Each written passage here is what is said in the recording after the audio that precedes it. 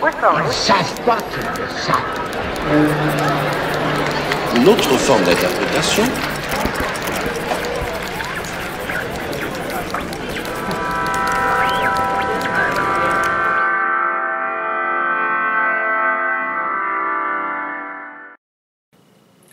Contradição é uma palavra muito utilizada na história da filosofia. Já na lógica de Aristóteles, o princípio de não contradição é basilar para a construção dos argumentos e suas operações. Desde a fundação dos estudos clássicos, diferentes correntes filosóficas utilizaram distintos conceitos de contradição. Para entender o modo como o conceito de contradição pode ser produtivo para a análise de discurso, antes precisamos entender qual o sentido de contradição para o marxismo, particularmente nos textos althusserrianos. O filósofo Louis Althusser provocou muitas polêmicas no campo marxista. Uma delas gira em torno justamente do conceito de contradição. Althusser sustenta a tese de um corte epistemológico entre o jovem Marx e o Marx da maturidade. Um dos pontos centrais desse debate é a herança ou rompimento com o idealismo alemão de Hegel. É possível abstrair uma filosofia da história em Hegel, isto é, um processo contínuo no qual a contradição tem papel primordial de manter o movimento histórico.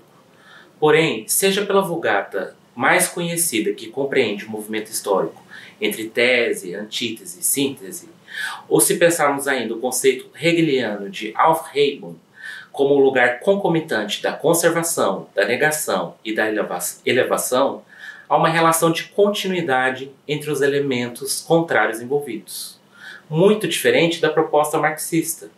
Para retomar uma formulação acertada de Alain Badiou, diferente de Hegel, a dialética materialista é uma dialética da destruição, e não da continuidade. Para Hegel, o movimento histórico sempre carrega a característica dos elementos contrários. Para o materialismo, não. Em nossa formação social capitalista, uma das contradições fundantes é a de capital-força de trabalho, que se materializa também na relação jurídica entre dois lugares sociais opostos, empregador-empregado. A contradição constitutiva dessa relação jamais será anulada nas lutas e greves por mais direitos trabalhistas, melhores salários e outras reivindicações, justas e necessárias para o trabalhador, mas insuficientes para satisfazer ao mesmo tempo o capital e a força de trabalho. Por exemplo, em uma sociedade jurídica está posta a possibilidade de oposição, protesto e negociação, mas não resolução de uma contradição. Nesse sentido, as posições de patrão e empregado correspondem ao mesmo processo histórico, isto é, a manutenção do capital e do sujeito de direito. A suposta solução implicaria necessariamente a destruição da antiga contradição e a instauração de uma nova. E é esse jogo de forças contraditórias, sem ponto de equilíbrio, que produz um incessante movimento na história. Quando se destrói a contradição, capital, força de trabalho, destrói-se também as posições opositivas de patrão e empregado. Isso significa que contrários não possuem existência anterior à própria contradição. A metáfora escolhida por Althusser é a do jogo de futebol. No esporte, os times adversários já têm uma existência definida previamente à partida. Na luta de classes, as próprias classes só se definem no exato momento em que estão em confronto.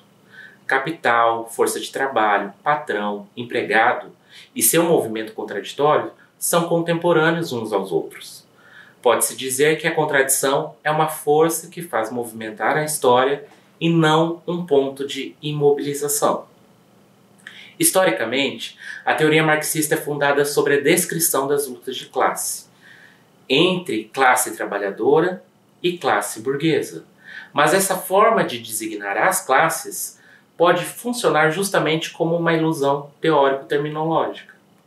Althusser argumenta que é a forma específica da luta que vai definir como os contrários, os elementos em contradição, se constituem.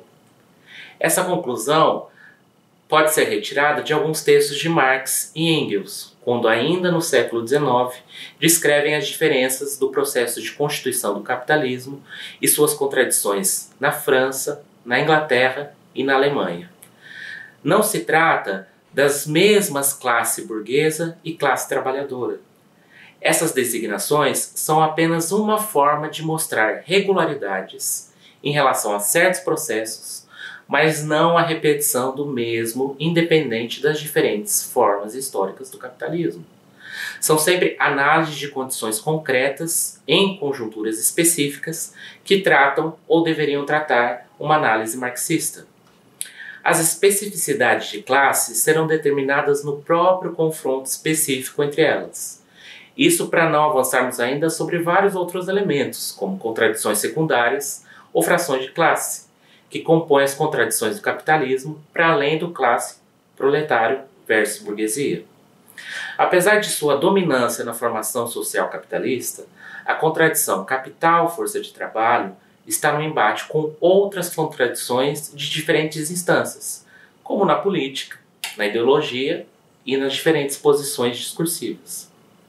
Para somar as polêmicas em torno das propostas teóricas de Althusser, está sua leitura da filosofia oriental de Mao Tse-tung. Em Sobre a Contradição, Mao traz elementos descritivos importantes para se compreender o funcionamento complexo das contradições. Diferente do enfoque clássico, Mao dá especial relevo para a diferença entre contradição principal e as contradições secundárias, ou o aspecto principal e o aspecto secundário da contradição, ou ainda a lei da desigualdade de desenvolvimento das contradições e as diferentes formas qualitativas da contradição. As consequências dessa leitura maoísta levarão Althusser a reafirmar a diferença com Hegel, também em relação ao modo de se compreender a totalidade, o tão famoso todo complexo condominante. A contradição é, portanto, esse próprio movimento tenso na complexidade histórica. Para saber mais sobre esse ponto fundamental para a análise de discurso, veja também o verbete Contradição Discursiva.